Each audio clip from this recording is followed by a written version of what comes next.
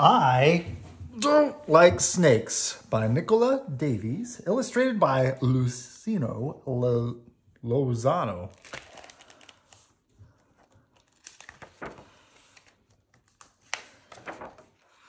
Some families have dogs or cats or birds, but my family has snakes. They love them.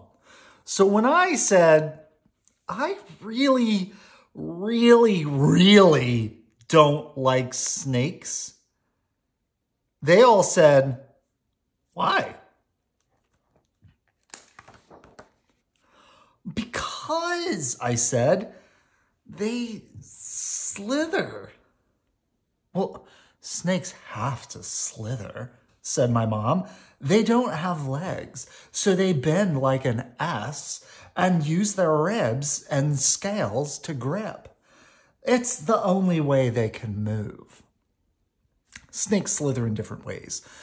Concertina slithering, a snake grips the ground and its tail end with the scales on its underside and stretches forward with its head end.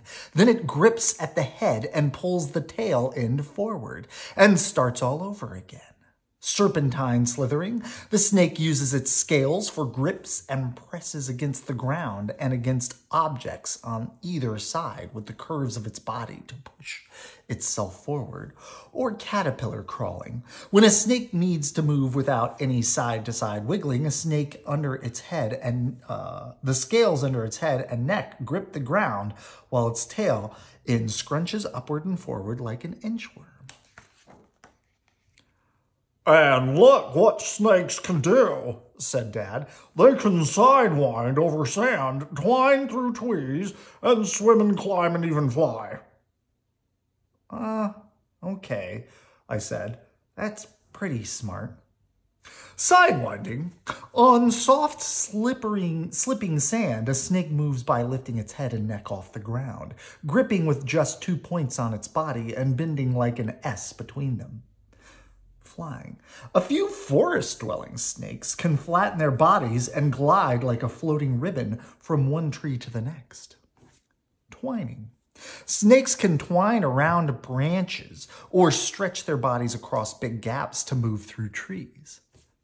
Climbing. Gripping with their belly scales and using caterpillar crawling, snakes can climb tree trunks and walls. Swimming. Many kinds of snakes can swim, and some live in rivers and even in the ocean. But what about their slimy, scaly skin? Snakes aren't slimy, said Mom. If you touch a snake's skin, it's dry.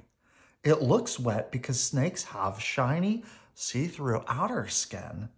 When that's worn out or outgrown, like your old clothes that get too scruffy or too small, the snake just sheds it, and there's new skin underneath.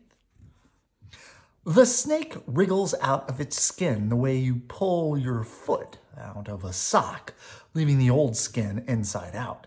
Snakes even shed the skin covering their eyes. Rattlesnakes keep bits of old skin on their tail to make a warning rattle sound when they wiggle.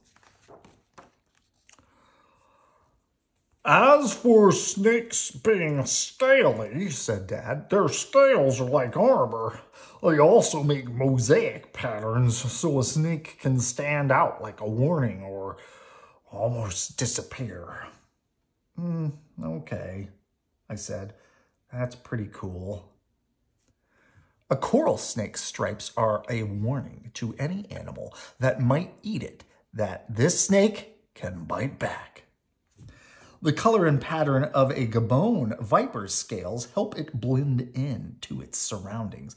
This is called camouflage, and it always allows snakes to hide. It allows snakes to hide from animals they want to eat and from ones that might eat them. But I still don't like their flicking tongues.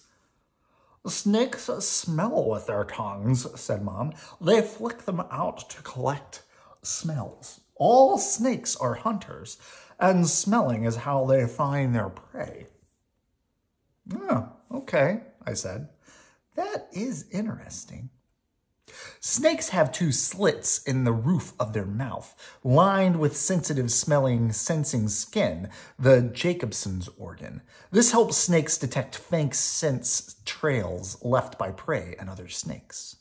A snake's forked tongue carries the scent trails into the twin slits of the Jacobson organ. Snakes also pick up airborne scents with their nostrils. This is the prey's scent trail. A snake picks up scents with its tongue and Jacobson's organ, and the snake follows the mouse down the hole. But I still don't like the way they stare. It's creepy. They stare, said Dad, because they can't blink. Snakes don't have eyelids. But looking at their eyes, you can tell eyes can tell you how they do their hunting. Nighttime hunters tend to have slit-shaped pupils, horizontal slits helping snakes that chase prey, like the vine snake, while vertical slits are better for ambush hunters, like the children's python. Daytime hunters that chase prey, like the fast-moving boomslang, have rounded pupils. The pupils of other daytime hunters, like the slug-eating snake, can shrink to a pinprick to protect sensitive eyes from bright daylight. Some snakes, like the pit viper, hunt when it is too dark for even the best eyes to see. They have heat-sensitive pits below their eyes so they can feel their prey's body heat. Okay, I said, maybe now that I know something about them, I do like snakes. Just a little bit. You do, said my brother. Well, in that case, I'll tell you something that's really scare you, how they kill things. Some snakes use poison. They have fangs that are hollow like a doctor's needle, which injects venom. They strike like lightning, killing just in one bite. Their dinner dies in moments. Some snakes have bites so venomous it can kill a human in minutes. Only people trained as snake handlers should go near any venomous snake. Fangs can inject venom with the smallest pinprick. Venom kills fast, so even if the prey runs away, it doesn't get far, and the snake can track it by smell. Other snakes are stranglers. They use their bodies like rope to tie prey up and squeeze the life out of it. Snakes that kill like this are called constrictors. They wrap their bodies around their prey and squeeze tight until they feel their prey's heart stop beating. Most snakes are shorter than a jump rope and eat mice and rats, but some are big enough to kill animals as large as a deer or a kangaroo. But however, snakes kill their prey. There's only one way they can eat it. They don't have claws to rip food to pieces or the right kind of teeth for chewing, so they have to swallow meals whole. So, my brother said, what do you think of that? I think that's great, I said. What's more, I have something to tell you. It's something I found out myself, and that's how snakes have their babies. Some snakes give birth to live babies, but most lay eggs with leathery shells that can take months to hatch.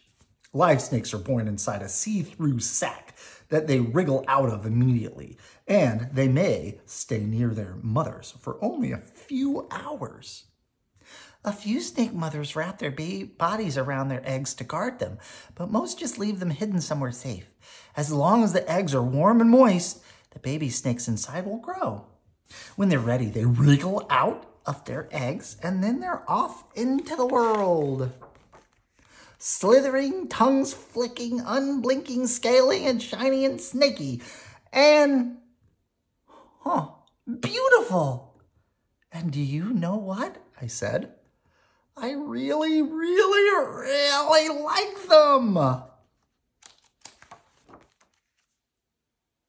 All about snakes. There are almost 3,000 different kinds of snakes in the world. They are found everywhere except for the Arctic and Antarctic, New Zealand, Ireland, and some remote islands in the ocean. Some snakes are as small as a shoelace, and some are big enough to swallow a child.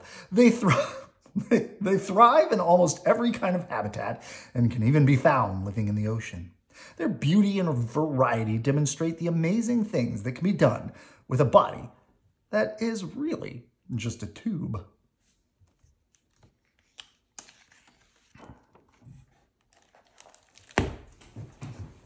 Good night. I love you.